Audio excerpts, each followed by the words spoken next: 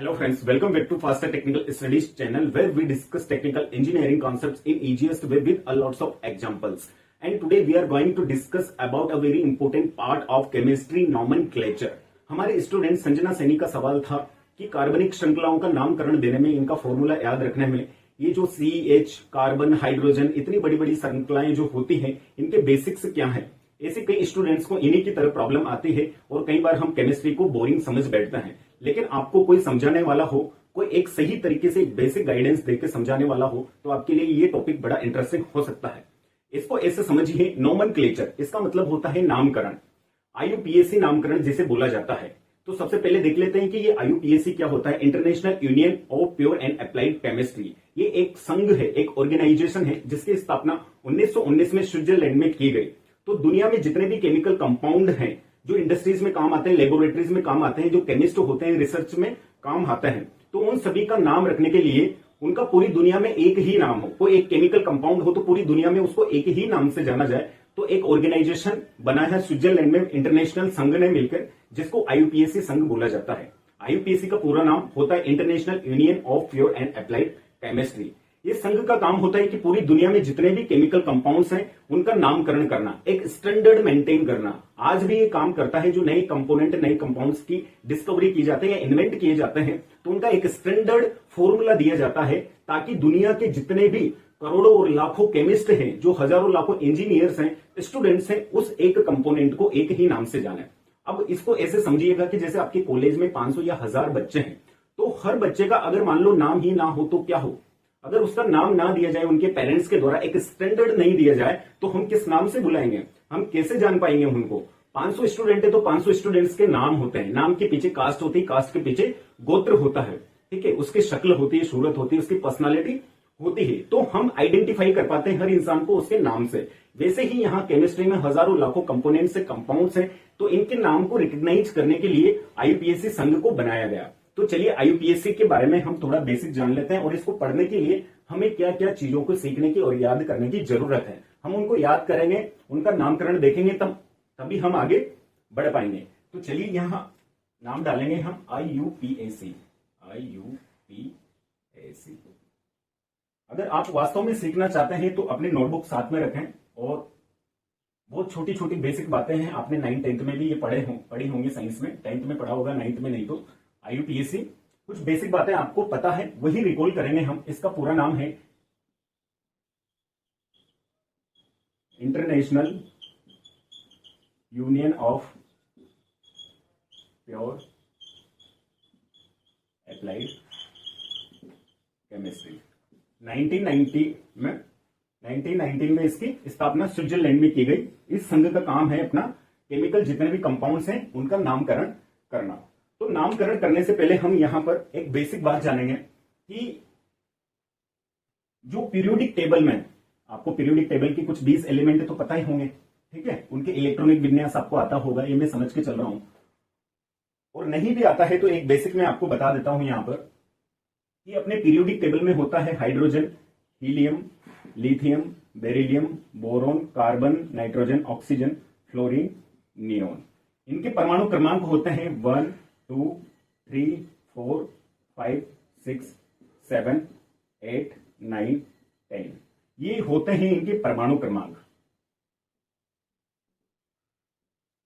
ठीक है, परमाणु क्रमांक, एटम नंबर, ठीक है, एटम नंबर। ये एटम नंबर दिए जाते हैं इनमें उपस्थित इलेक्ट्रॉन की संख्या के बेस पे, इलेक्ट्रॉन की संख्या। हाइड्रोजन में कितने इलेक्ट्रॉन है? 1। हीलियम में 2 इलेक्ट्रॉन है, लिथियम में 3 इलेक्ट्रॉन है, बेरिलियम में 4 इलेक्ट्रॉन है, ठीक है, बोरोन में 5 इलेक्ट्रॉन है, कार्बन में 6 इलेक्ट्रॉन है, कार्बन नाइट्रोजन इसमें 7 इलेक्ट्रॉन है, ऑक्सीजन में 8 इलेक्ट्रॉन है, फ्लोरीन में 9 इलेक्ट्रॉन है, और नियोन में 10 इलेक्ट्रॉन है। तो ठीक है, इसके बाद में एक वर्ड आता है जो हमारा नोमेनक्लेचर सीखने से पहले हम यूज करेंगे, संयोजकता। संयोजकता, इतनी बात हमको समझ में आई। इसको इंग्लिश में बोला जाता है वैलेंसी। ठीक है, इसको इंग्लिश में बोला जाता है वैलेंसी। ये वैलेंसी होती क्या है? जैसे हम नोमेनक्लेचर में मैक्सिमम पढ़ेंगे कार्बन के बारे में, तो हम देखते हैं कि कार्बन की वैलेंसी क्या होती है। इसका परमाणु क्रमांक 6 होता है। तो परमाणु क्रमांक इलेक्ट्रॉन की संख्या के बेस पे दिया जाता है। तो इसमें 6 इलेक्ट्रॉन होंगे, तो इसकी इलेक्ट्रॉनिक संरचना में बना सकता हूं। ये तो इसका है क्या है, कार्बन का नाभिक है। तो इसके K कोश में 2 इलेक्ट्रॉन होंगे, ठीक है। एक L कोश होगा तो इसमें 4 इलेक्ट्रॉन होंगे, 3 4। ये बात भी अगर आपको समझ में नहीं आई तो इसको ये देखिएगा कि अपने पास में K L M और N ये 4 कोश होते हैं। ये किसी भी एलिमेंट की एक इलेक्ट्रॉनिक संरचना है। तो इलेक्ट्रॉनिक संरचना में हम देखते हैं उसका न्यूक्लियस नाभिक लिखते हैं। तो जो पहला कोश होता है K कोश, एक पहला जो गोला बनाते हैं उसमें मैक्सिमम 2 इलेक्ट्रॉन आ सकते हैं, ठीक है।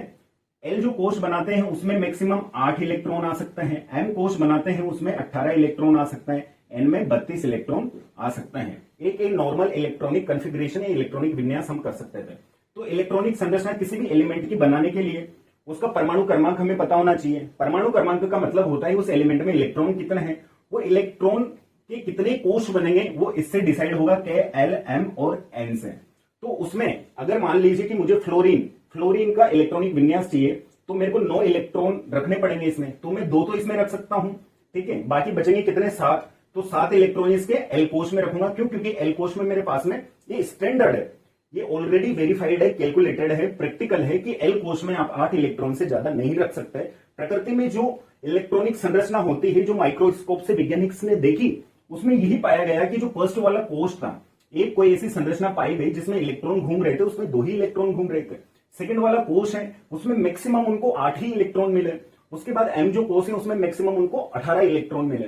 तो ये जो नंबर ऑफ इलेक्ट्रॉन्स हैं K L M N, अगर किसी भी एलिमेंट में अगर K कोश में 2 इलेक्ट्रॉन है तो वो एलिमेंट स्टेबल कंडीशन में कहलाता है, स्टेबल कंडीशन में कहलाता है। ये बेसिक बातें जानना जरूरी है क्योंकि नोमेनक्लेचर का बेसिक यही है, रूट कोज यही है, यहां से इसकी शुरुआत करेंगे हम, ठीक है। तो किसी भी कोश में अगर K L M और N अगर 2 इलेक्ट्रॉन है तो वो स्टेबल है। स्टेबल का मतलब वो किसी दूसरे के पास में नहीं जाएगा, किसी दूसरे के साथ में इलेक्ट्रॉनिक शेयरिंग नहीं करेगा। अपने इलेक्ट्रॉन्स ना तो किसी को देगा ना किसी से अपने इलेक्ट्रॉन लेगा, वो अक्रियाशील रहेगा। अगर किसी के पास में 3 इलेक्ट्रॉन है, ठीक है, 3 इलेक्ट्रॉन है तो 2 इलेक्ट्रॉन में ये तो स्टेबल आ गया, लेकिन बचा हुआ 1 इलेक्ट्रॉन अन्य परमाणु के 1 इलेक्ट्रॉन के साथ में क्रिया करके कोई कंपाउंड बना लेगा।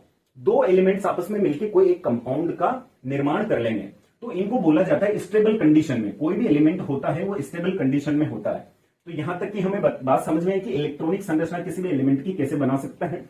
यहां से हम देखते हैं, इनको मैं हटा देता हूं, इनको आप नोट भी कर लो, बहुत छोटी बातें हैं, लेकिन स्कूल से पढ़ने के बाद में थोड़ी धुंधले हो जाते हैं और थोड़ा रिमाइंड करवाना जरूरी है। अब यहां पर हम कार्बन के बारे में मैक्सिमम बात करेंगे, तो यहां पर देखते हैं valency of carbon, valency of carbon, carbon की संयोजकता। कार्बन की संयोजकता क्या होगी? तो कार्बन का जो परमाणु क्रमांक है वो क्या होता है? 6 होता है। परमाणु क्रमांक, कार्बन का परमाणु क्रमांक जो होता है वो 6 होता है। तो इसका हमने एक न्यूक्लियस बनाया, इसका ये जो K कोश है इसमें रखे 2 इलेक्ट्रॉन, ठीक है, ये 2 इलेक्ट्रॉन ये स्टेबल कंडीशन में है, बाकी बचे हुए 4 इलेक्ट्रॉन्स को हमने यहां पर रख दिया। तो क्या ये L कोश में 4 इलेक्ट्रॉन है, क्या ये स्टेबल कंडीशन में है? नहीं। क्यों? क्योंकि L कोश में मिनिमम 8 इलेक्ट्रॉन होने चाहिए इसको स्टेबिलिटी देने के लिए। तो ये 4 इलेक्ट्रॉन क्या करेंगे, अन्य कार्बन परमाणु के, यहां पर कोई दूसरा कार्बन है जिसमें 2 इलेक्ट्रॉन K कोश में है और 1 2 3 और 4 इलेक्ट्रॉन L कोश में है। तो इसमें भी 4 इलेक्ट्रॉन कोश में, तो इसके ये चारों इलेक्ट्रॉन, इसके जो इलेक्ट्रॉन है, एक इलेक्ट्रॉन के साथ में क्या कर लेगा? बंध बना लेगा, इसके साथ में बंध बना लेगा। तो इसको हम ऐसे लिख सकते हैं, एक इलेक्ट्रॉन के साथ अगर बंध बनाता है तो इसको हम लिखते हैं सी सिंगल बॉन्ड, इसको बोला जाता है एक बंध, सी सिंगल बॉन्ड सी। मतलब कार्बन का जो एक इलेक्ट्रॉन है उसके बाह्य कोश में जो अनस्टेबल कंडीशन में है, उसका एक इलेक्ट्रॉन दूसरे इलेक्ट्रॉन से कनेक्ट होकर 2 कार्बन आपस में जुड़ जाता है। यहां से 3 कार्बन जुड़ सकते हैं, यहां से 4 कार्बन जुड़ सकते हैं। तो यहां पर सिंगल बंध का मतलब क्या हुआ कि एक इलेक्ट्रॉन के साथ में क्रिया करके जुड़ा हुआ है। अगर मान लीजिए कि यहां पे ये इलेक्ट्रॉन इसके साथ में जुड़ा हुआ है, तो इसको किस तरीके से लिखेंगे? हम ऐसे लिखेंगे। तो यहां से कार्बन की जो वैलेंसी है, बाह्य कोश में उपस्थित इलेक्ट्रॉन की संख्या है, उसकी वैलेंसी होती है या संयोजकता होती है। तो इसके बाह्य कोश में उपस्थित इलेक्ट्रॉन कितने हैं? 4। तो कार्बन की जो संयोजकता होती है वो कितनी होती है? 4। तो संयोजकता जनरली क्या है किसी भी एलिमेंट के पीरियोडिक टेबल में 118 एलिमेंट हैं, तो उनकी बाह्य कोश में स्टेबल कंडीशन को छोड़ के 2, 8, 18 और 32 बाह्य कोश में इन इलेक्ट्रॉनों को छोड़ के उनके बाद जो इलेक्ट्रॉन बचते हैं उनको बोला जाता है वैलेंसी। फॉर एग्जाम्पल यहां पर मैंने लिखा सोडियम। सोडियम की वैलेंसी क्या होगी? तो सोडियम की इलेक्ट्रॉनिक संरचना बनाओ आप, दो इलेक्ट्रॉन तो इसके के कोश में आ गए और 8 इलेक्ट्रॉन इसके किस में आ गए? एल कोश में आ गए। तो एक इलेक्ट्रॉन बचा, वो किसमें बचा? इनका सोडियम का एक इलेक्ट्रॉन, 2 आ सकते हैं फर्स्ट में, फिर 8 आ सकते हैं, फिर बचा हुआ एक इलेक्ट्रॉन एम कोश में लिखा, के एल एम कोश में लिखा। तो सोडियम की जो वैलेंसी होगी वो क्या होगी? +1 होगी। क्यों? क्योंकि इसके बाह्यतम कोश में क्या है? एक इलेक्ट्रॉन है, तो इसकी वैलेंसी क्या होगी? 1 होगी। अगर मुझे नाइट्रोजन की वैलेंसी देखनी है तो नाइट्रोजन का परमाणु क्रमांक कितना है? 7। मतलब नाइट्रोजन के पास में कितने हैं? 7 इलेक्ट्रॉन्स हैं। 7 इलेक्ट्रॉन से तो 2 इसमें आ गए और बचे हुए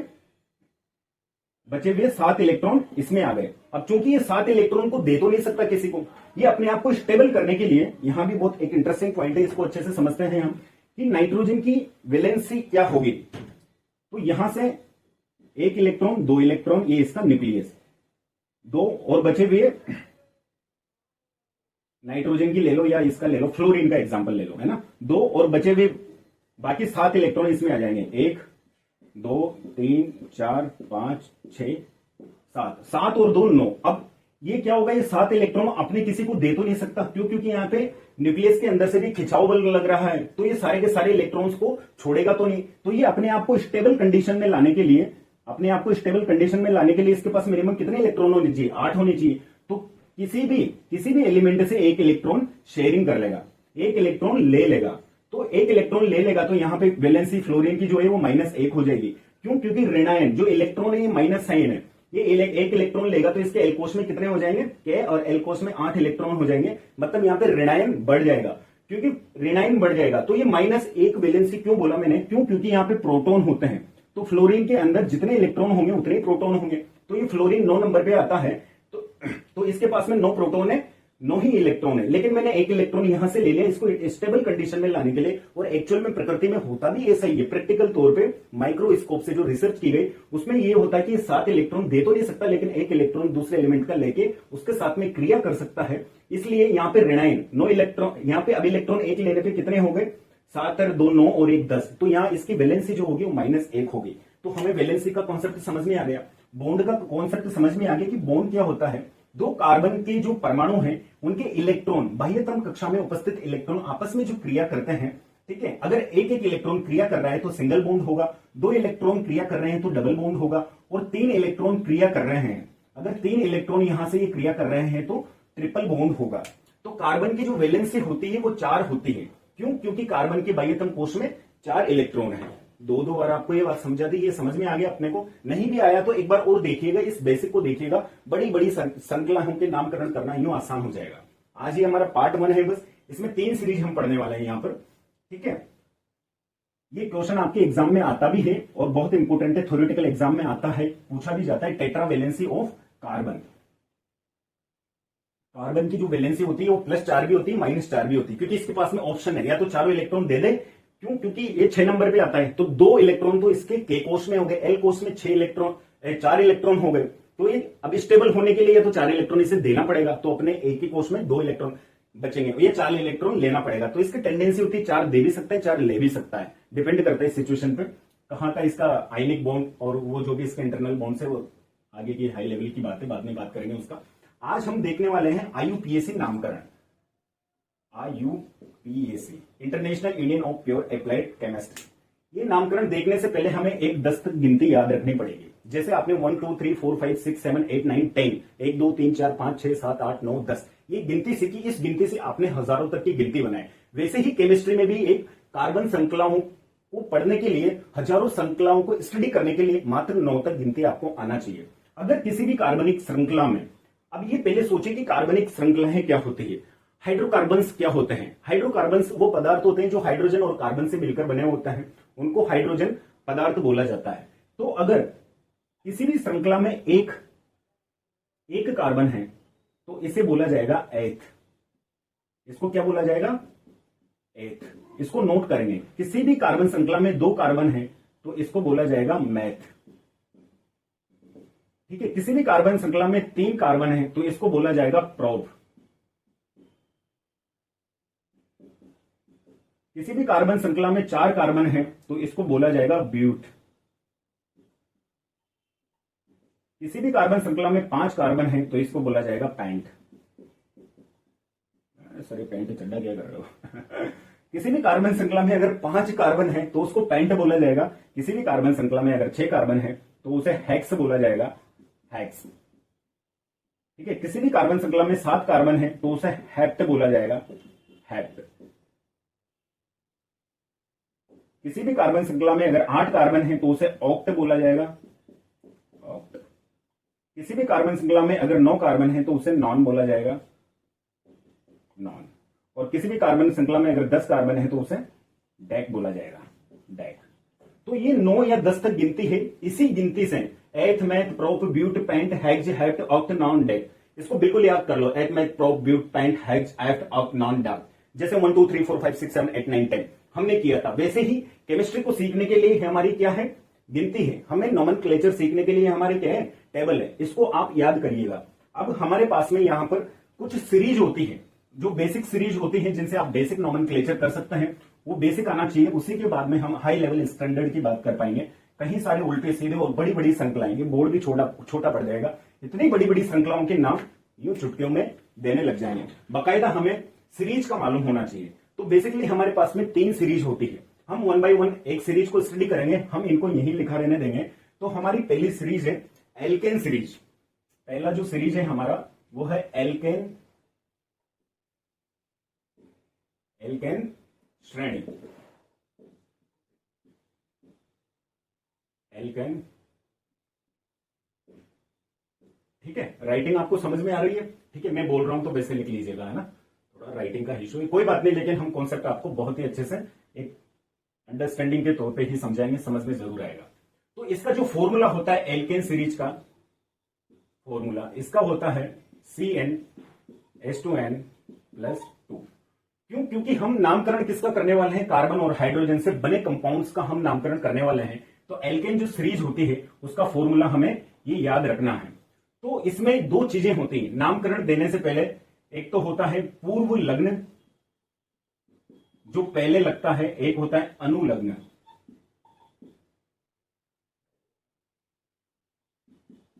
जो बाद में लगाया जाता है।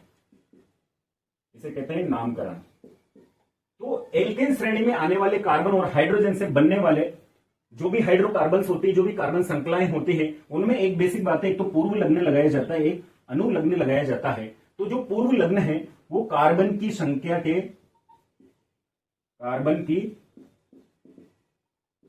के आधार पर लगाया जाता है। और अनुलग्न है, जो अनुलग्न है वो श्रेणी के हिसाब से लगाया जाता है। श्रेणी कौन सी है? अगर एल्केन श्रेणी है, अगर हमारे पास में यहां पर एल्केन श्रेणी है, तो अनुलग्न में हमेशा ही क्या लगेगा, एन लगेगा। और एन का मतलब क्या होता है, कार्बन कार्बन के बीच में सिंगल बॉन्ड। ये याद रखने वाली चीज है। अगर एल्केन श्रेणी है तो पीछे क्या लगेगा, एन लगेगा। और एन का मतलब क्या होता है, कार्बन कार्बन के बीच में सिंगल बॉन्ड। और यहां पर एन का जो वैल्यू है वो 1 2 3 और ऐसे इनफाइनाइट कितना भी हो सकता है। तो फॉर एग्जाम्पल हम देख लेते हैं एन का वैल्यू 1 रखने पर, तो यहां पर n का वैल्यू हम 1 रखेंगे तो C n का मतलब 1 और H 2 इंटू एन की वैल्यू 1 और +2। तो फॉर्मूला क्या बन गया हमारे पास में, CH2 2 जा 4, CH4। ठीक है, तो पूर्व लग्न। अब इसका हमको नाम देना है, CH4 का हमको नाम देना है। आपको इसका नाम बताया ऑलरेडी कि सर इसको मेथेन बोलते हैं। लेकिन वो मेथेन कैसे बना, क्यों? क्योंकि ये एल्केन श्रेणी का सदस्य है, तो कार्बन कार्बन के बीच में सिंगल बॉन्ड होगा। और पूर्व लग्न इसका नाम देने से पहले पूर्व लग्न कार्बन की संख्या के आधार पर दिया जाता है। और कार्बन की संख्या इसमें CH4 में कितनी है, CH4 में कार्बन की संख्या कितनी है, 1। तो इसको क्या बोलेंगे,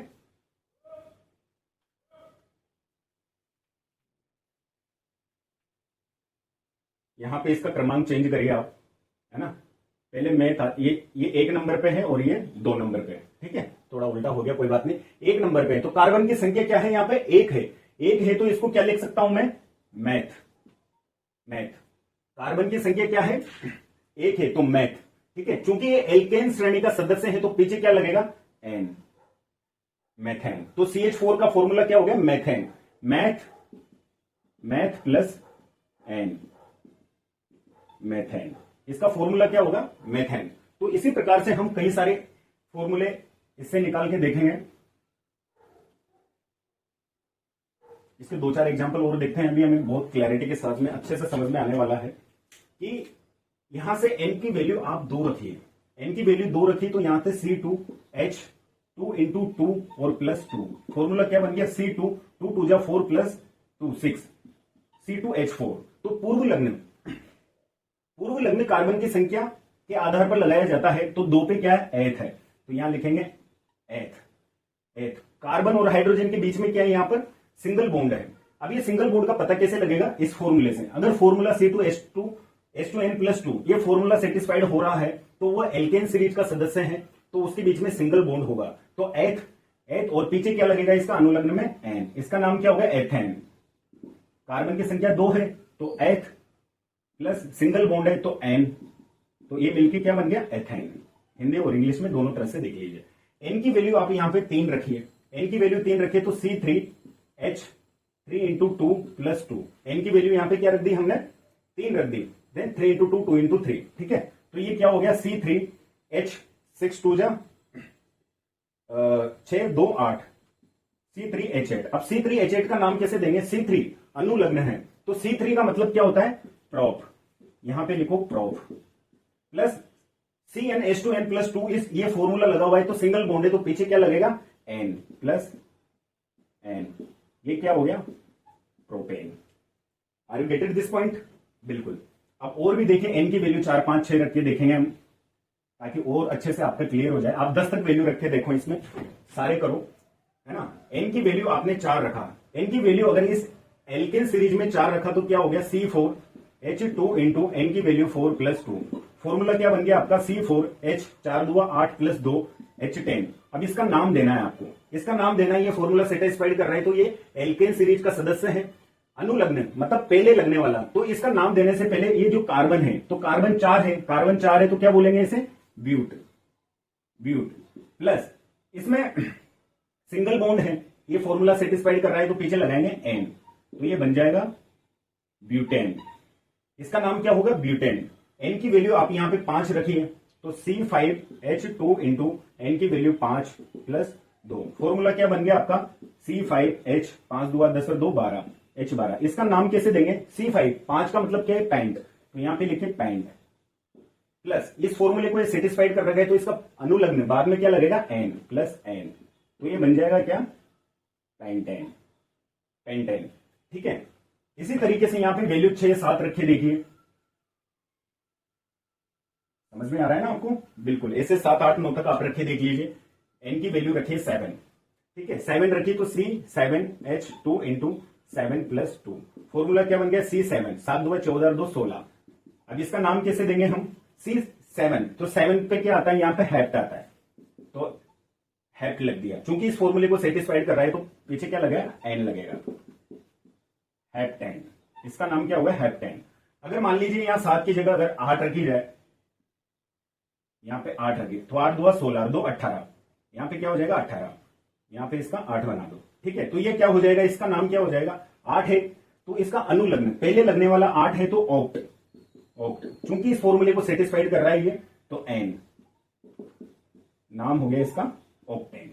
ये समझ में आया हमें। तो CnH2n+2 इस सीरीज को कहा जाता है एल्केन सीरीज, और एल्केन सीरीज में N की वैल्यू 1 2 3 और इनफाइनाइट कितनी भी रखने पे जो श्रृंखलाएं कार्बन की बनती जाती है, यदि एक तरह की श्रृंखला है C8H18, 8 कार्बन है 18 हाइड्रोजन है इसमें, ठीक है, 18 हाइड्रोजन 8 कार्बन की एक बड़ी सी श्रृंखला है, ठीक है, तो उनको एल्केन सीरीज के सदस्य बोला जाता है। इनमें कार्बन कार्बन के बीच में क्या होता है, सिंगल बॉन्ड होता है, और N की वैल्यू 1 2 3 से इनफाइनाइट तक रखी जा सकती है। ये सारी बातें नोट करिए, और 10 तक पूरे एग्जाम्पल जैसे हमने सॉल्व करें, हिंदी में लिखना चाहे हिंदी में, इंग्लिश में लिखना चाहे इंग्लिश में, आप सोल्व कर रहे हैं, ठीक है।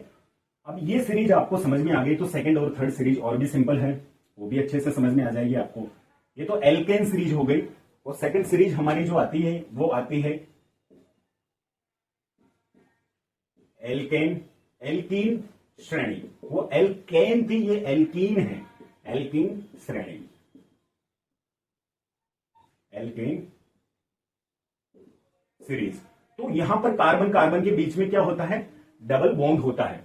तो अगर कार्बन कार्बन के बीच में डबल बॉन्ड है तो इसके बाह्यतम कोश में कितने इलेक्ट्रॉन रहते हैं, कार्बन के 2 इलेक्ट्रॉन रहते हैं। तो ये 2 इलेक्ट्रॉन और इसके ये 2 इलेक्ट्रॉन आपस में मिल गए। तो बाकी के जो 2 इलेक्ट्रॉन बचे यहां पर, ये इलेक्ट्रॉन क्या करेंगे, हाइड्रोजन के 1 इलेक्ट्रॉन से क्रिया कर लेंगे। हाइड्रोजन का 1 इलेक्ट्रॉन, कार्बन का 1 इलेक्ट्रॉन, कार्बन का 1 इलेक्ट्रॉन, हाइड्रोजन का 1 इलेक्ट्रॉन, यहां पर भी हाइड्रोजन का, यहां पर भी हाइड्रोजन का। तो ये भी देख लीजिए आप कि बॉन्ड का मतलब क्या होता है। जैसे इस एल्केन सीरीज को पढ़ने से पहले मैं आपको बता दूं कि अगर यहां पे ये लिखा हुआ है तो यहां पर 1 इलेक्ट्रॉन बाह्यतम कोश का, 1 इलेक्ट्रॉन बाह्यतम कोश का आपस में इन्होंने क्या कर लिया, रिश्ता बना लिया, दोनों ने रिलेशन बना लिया। तो इसके बाह्यतम कोश में एक हाइड्रोजन, हाइड्रोजन और हाइड्रोजन, इसका 1 इलेक्ट्रॉन, हाइड्रोजन का 1 इलेक्ट्रॉन, इसका 1 इलेक्ट्रॉन, हाइड्रोजन का 1 इलेक्ट्रॉन, इसका 1 इलेक्ट्रॉन, हाइड्रोजन का 1 इलेक्ट्रॉन, ये तीनों इलेक्ट्रॉन भी क्या करेंगे, ठीक है। इसने तो अपना रिश्ता पक्का कर लिया। अब ये तीनों क्या करेंगे, ये कार्बन के साथ तो रिश्ता पक्का नहीं करेंगे, लेकिन हाइड्रोजन के बाह्यतम कोश में 1 इलेक्ट्रॉन होता है, तो 1 इलेक्ट्रॉन आपस में साझा करके आपस में रिश्ता पक्का कर लेंगे। तो अगर सिंगल बॉन्ड है तो यहाँ पे बचे हुए 3 इलेक्ट्रॉन है, तो 3 हाइड्रोजन आप जोड़ सकते हैं। यहां पर मैंने ऐसे लिखा, तो आप 2 वैलेंसी तो यहां फ्री हो गई, वैलेंसी 4 होती, 2 इलेक्ट्रॉन बचे तो 1 हाइड्रोजन इनको जोड़ दो। यहां पे ये 2 हाइड्रोजन, तो 1 2 3 ये 4, ये 4 इलेक्ट्रॉन ने चारों इलेक्ट्रॉनों के दूसरे परमाणु के साथ में रिश्ता बना लिया, ठीक है। तो इस तरीके से हम लिख सकते हैं। अगर मैं यहाँ पे 3 बॉन्ड बना दूं दोनों के बीच में, तो फिर यहां से ये हाइड्रोजन हटाना पड़ेगा। 3 इलेक्ट्रॉन, तो इसके 3 इलेक्ट्रॉन के साथ जुड़ गए, इसका बचा हुआ 1 इलेक्ट्रॉन का बाह्यतम कोश में हाइड्रोजन के साथ में जुड़ गया, और इस तरीके से श्रृंखलाएं बनती है। तो चलिए देखते हैं एल्कीन श्रेणी। एल्कीन श्रेणी, तो एल्कीन श्रेणी का जो फॉर्मूला होता है, बोरिंग तो नहीं हो रहा ना आपको? हंसी मजाक नहीं किया, आज थोड़ा सीरियस हो गया, कोई बात नहीं, इट्स ओके, समझ में आना चाहिए बस टॉपिक अगर हम चाहते हैं। तो इसका फॉर्मूला होता है C2H2N। यहां पर N की वैल्यू 2 से स्टार्ट होती है, 2 3 4 और ऐसे चलती चलती जाती है। तो N की वैल्यू आप 2 रखेंगे, तो C2H2 इंटू 2, ठीक है, 2 इंटू 2, N का मान अपन ने 2 रखा, तो C2H4। तो यहां पर वही है कि इसका कार्बन की संख्या के आधार पर नाम देंगे, तो 2 पे क्या आता है, एथ आता है, एथ, ठीक है। कार्बन और हाइड्रोजन के बीच में यहां पर क्या है, डबल बॉन्ड है। यहां पर कार्बन और हाइड्रोजन के बीच में क्या है, डबल बॉन्ड है, क्योंकि ये फॉर्मूला जो होता है वो डबल बॉन्ड के लिए होता है। तो कार्बन और हाइड्रोजन के बीच में यहां पर क्या है, डबल बॉन्ड है। तो यहां पर 2 कार्बन है, तो क्या लिखेंगे हम, एथ लिखेंगे। डबल बॉन्ड है तो क्या लिखेंगे, एन, तो ये क्या हो जाएगा, एथीन। ये फॉर्मूला क्या हो जाएगा, एथीन। एन की वैल्यू आप 3 रखेंगे, तो C3H2 इंटू 3 क्या बन गया, ये C3H2 इंटू 3 6। अब इसका नाम कैसे देंगे, 3 कार्बन है तो आप क्या लिखेंगे, प्रोप।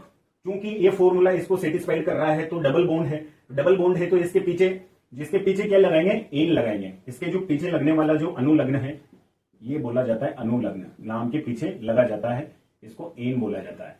तो यहां पर प्रोपीन, ये क्या हो जाएगा, प्लस एन, ये हो जाएगा प्रोपीन, ठीक है, हमको समझ में आया, ठीक है। तो ऐसे ही यहाँ पे एन की वैल्यू चेंज कर करके हम रखते रहेंगे और फॉर्मूले के नामकरण हम देते रहेंगे, ठीक है। बाकी और भी कई सारे नामकरण है, लेकिन बेसिक ही आना चाहिए। अगर 1 से 9 तक गिनती आती है ना, तो आप करोड़ों तक गिनती गिन सकते हैं, हजारों तक गिन सकते हैं। तो ये बेसिक है, केमिस्ट्री का रूट कोर्स है। अगर आपको ये सीरीज आती है ना, तो कितनी ही लंबी लंबी सीरीज आ जाए, पूरा बोर्ड भर जाए, यहां से वहां तक चला जाए, सारी सीरीज को समझना हमारे लिए बहुत आसान हो जाएगा। चलिए देखते हैं, यहां पर एन की वैल्यू यहां पर रखिए 4, एन की वैल्यू 4 रखिए, तो C2H2 इंटू 4, C2H8। अब इसका नाम देना है हमें, तो कार्बन 2, कार्बन 4 आएंगे ना, कार्बन 4,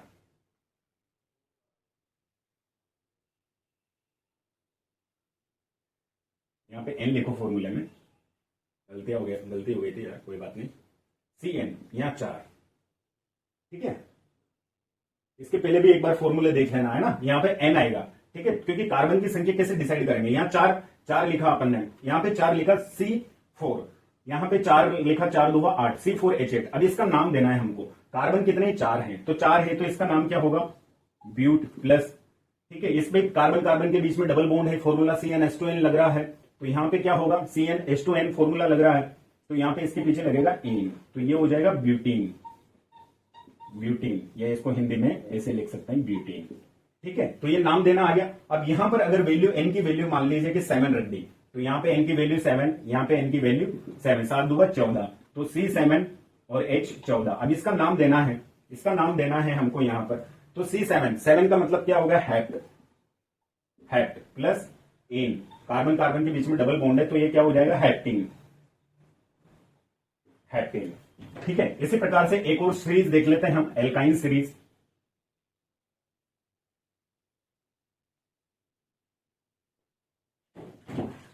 हमारी एक सीरीज होती है एल्काइन श्रेणी जिसे बोला जाता है एल्काइन, ठीक है। इसका जो अनुलग्न है वो YNA आयन लगता है, इसको आयन बोलते हैं, आयन, ठीक है। एल्काइन, एल्काइन श्रेणी, तो इसका जो फॉर्मूला होता है CnH2n -2, ठीक है, ये इसका फॉर्मूला होता है। तो यहां पर n की जो वैल्यू है वो 2 से 3 और इस तरह से रखी जाती है। तो n की वैल्यू यहां 2 रखेंगे तो C2H2 × 2 -2, तो इसका फॉर्मूला बनेगा C2H, 4 में से 2 गए तो 2, C2H2, ठीक है। C2H2 कौन सी गैस होती है, एसिटिलीन गैस होती है। अब इसका जो हाइड्रोकार्बनिक नाम है, हाइड्रोकार्बन का इस श्रृंखला का नाम है, तो 2 कार्बन है और एल्काइन श्रेणी में कार्बन कार्बन के बीच में क्या होता है, ट्रिपल बॉन्ड होता है। अगर ट्रिपल बॉन्ड होता है तो उसका अनुलग्न, अगर कार्बन कार्बन के बीच में ट्रिपल बॉन्ड है तो उसका अनुलग्न या बाद वाला अनुलग्न क्या लगाएंगे हम, आयन लगाएंगे। तो यहाँ पे कार्बन क्या है, हमारे पास 2 है, तो 2 कार्बन है तो यहाँ पे क्या लिखेंगे, एथ, प्लस कार्बन कार्बन के बीच में ट्रिपल बॉन्ड है तो क्या लगेगा, आयन। तो क्या बन गया ये, एथाइन, एथ प्लस आयन, ये क्या बन गया, एथाइन, ठीक है। इसी प्रकार से यहां पे मान रखना है अपने को, n की वैल्यू 4 रख के देखेंगे हम, n = 4, तो 4 रखा तो C4H2 × 4 -2, ठीक है। तो ये फॉर्मूला बन गया C4H, 4 2 8 में से 2 गए तो 6, C4H6। इसका नाम बताओ, तो कार्बन की संख्या के आधार पर तो ब्यूट 4 है तो ब्यूट, प्लस कार्बन कार्बन के बीच में ट्रिपल बॉन्ड है तो आयन, ये क्या बन गया, ब्यूटाइन, ब्यूटाइन। ऐसे ही आप n की वैल्यू कितनी भी रख सकते हैं और जो भी आपकी कार्बन की सीरीज है उसको नाम दे सकते हैं। ये हमारा फर्स्ट पार्ट था, हमारी बेसिक थी, हमने टेबल सीखी, हमने ये गिनती सीखी और उस गिनती के बेस पे हमने अभी तक 3 श्रेणी की बात करी। एल्केन श्रेणी, कार्बन कार्बन के बीच में सिंगल बॉन्ड, एल्कीन श्रेणी, कार्बन कार्बन के बीच में डबल बॉन्ड, एल्काइन श्रेणी, कार्बन कार्बन के बीच में ट्रिपल बॉन्ड। इन तीनों बॉन्ड की बात करी। अगर सिंगल बॉन्ड होगा तो एन लगेगा, डबल बॉन्ड होगा तो एन लगेगा, ट्रिपल बॉन्ड होगा तो आयन लगेगा। कार्बन कार्बन के बीच में हमने देखा कि टेट्रावेलेंसी ऑफ कार्बन क्या होता है, वैलेंसी क्यों बोला जाता है, वैलेंसी प्लस क्यों होती है, वैलेंसी माइनस क्यों होती है। अगर इलेक्ट्रॉन बढ़ जाते हैं तो माइनस चार्ज बढ़ जाता है, इसलिए उस परमाणु की वैलेंसी माइनस में होती है। प्लस चार्ज बढ़ता है तो प्लस में होती है। कार्बन की वैलेंसी प्लस चार माइनस चार दोनों हो सकती है, क्योंकि इसके बाह्यतम कोश में 4 इलेक्ट्रॉन होते हैं और अपने कोश को स्टेबल करने के लिए इसे 8 इलेक्ट्रॉन चाहिए। तो या तो ऐसा करें कि इसके पास 6 इलेक्ट्रॉन है तो 2 इलेक्ट्रॉन में तो स्टेबल है, या 4 इलेक्ट्रॉन ये दे सकता है या 4 इलेक्ट्रॉन ये ले सकता है। तो ये कुछ बेसिक बातें हैं केमिस्ट्री की जो आपको मेरे ख्याल से समझ में आई होगी। नहीं भी कोई चीज समझ में नहीं आती तो आप मुझे बता सकते हैं, हम जरूर कोशिश करेंगे आपको वेल एंड गुड तरीके से समझाने की। गाइस थोड़ा सीरियस रहा सेशन, हंसी मजाक इतना ज्यादा नहीं हुआ, लेकिन मेरे ख्याल से आपको बहुत अच्छे से समझ में आया होगा। और कोई भी कंफ्यूजन हो, डाउट हो, अगेन पूछ सकते हैं, हम अगेन आपको और अच्छे से समझाएंगे। तो thank you so much, bye bye.